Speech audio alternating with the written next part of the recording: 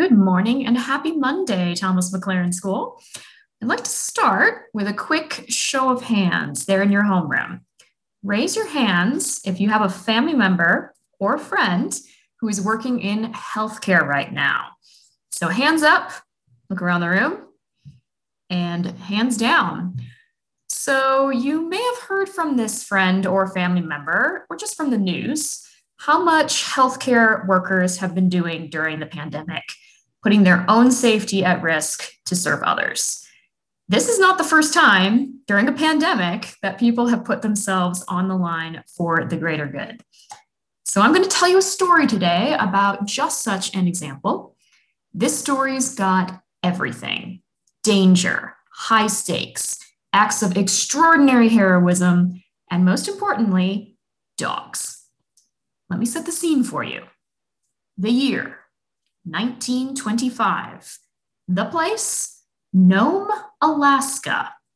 There's Nome, all the way on the far western coast of Alaska. You can see it circled in red there. It's very remote. And in 1925, about the same as today, actually, Nome had a population of about 3,000 people. So it's January 1925, and the one-town doctor in Nome, Alaska, begins to see symptoms of the disease diphtheria in town. Diphtheria is a deadly bacterial infection that can spread very quickly. So, the bad news. If this diphtheria outbreak gets out of hand, all 3,000 people in Nome and the surrounding areas are at risk. The good news. Diphtheria is actually highly treatable. You just need an injection of a special antitoxin. The bad news.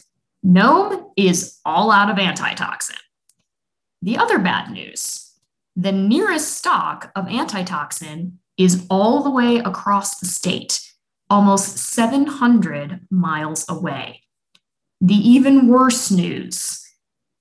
This winter of 1925 is one of the most severe winters on record in Alaska. Massive ice storms, temperatures going down to minus 70 degrees Fahrenheit. The harbor near Nome completely frozen over, making it impossible to reach by ship with the antitoxin, and the extreme weather has grounded all planes. And even if the planes could fly, the only experienced pilots are in the continental US at this point. There's a situation. The town doctor sends this desperate telegram to the state government. I'm going to read you this telegram verbatim. An epidemic of diphtheria is almost inevitable here. Stop. I'm in urgent need of 1 million units of diphtheria antitoxin. Stop. Mail is only form of transportation. Stop. I have made application to Commissioner of Health of the territories for antitoxin already. Stop. There are about 3,000 inhabitants in the district. Stop. So, this doctor was correct that the only form of available transportation for this antitoxin would be by mail. But how was the mail delivered across Alaska in 1925 in extreme weather? The answer? Sled dogs. The dog teams pulling a sled with a single driver or musher could transport the mail across the icy terrain. The state government sent out a call for help to all of the sled dog teams in the area. 20 mushers and their dogs answered, and they would set out on an epic 700-mile-long relay race across the state to get the antitoxin to Nome on time. The antitoxin was packed in a padded metal canister. If any vial broke, it could cost lives in Nome. The first sled dog team with musher Wild Bill Shannon started out on January 27th. The usual mail route took an entire month, but that would take far too long. This was truly a relay race against the clock. The mushers and their dogs faced incredible odds. At one point, musher Leonard Seppala and his lead dog Togo, in pitch dark night, Gale force winds and minus 85-degree wind chill had to pick their way across frozen ice floes, almost entirely using Togo's sense of smell. Here's a photo of Seppala with his dogs Togo, Karinsky, Japhet, Pete, and Fritz. Look at all these good boys.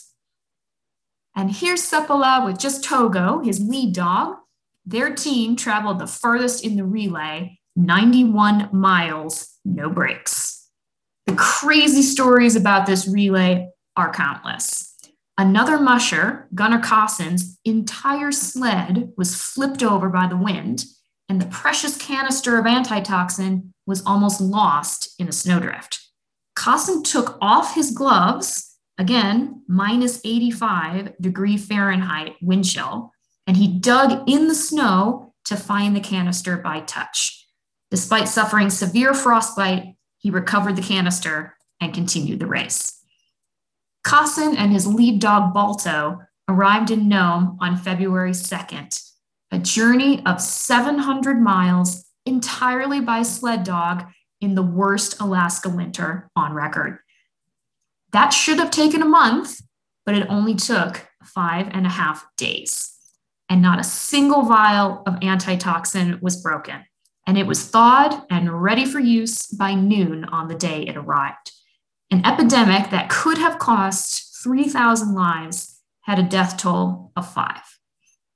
The mushers and their sled dogs, especially the last lead dog Balto, became national heroes. Here is Balto and his musher Kaasen. Balto even got a statue to him put up in Central Park in New York City. Here it is.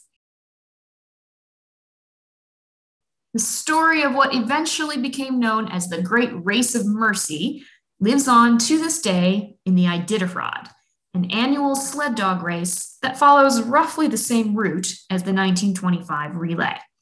Although the Iditarod was not officially founded in memory of the Great Race, several Iditarod competitions throughout the years have been dedicated as a memorial, including the 2005 Iditarod, which was run in honor of Gires Winther Baxter, the last surviving survivor of the epidemic 80 years earlier. Despite the COVID pandemic, the 2021 Iditarod race just finished 2 weeks ago, won by 23-year-old Dallas Seavey and his lead dog, Gamble. Here is Dallas Seavey high-fiving a fan as he crossed the finish line on March 15th of this year.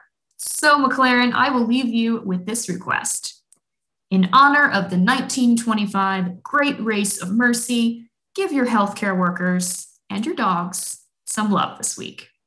Have a great day, McLaren.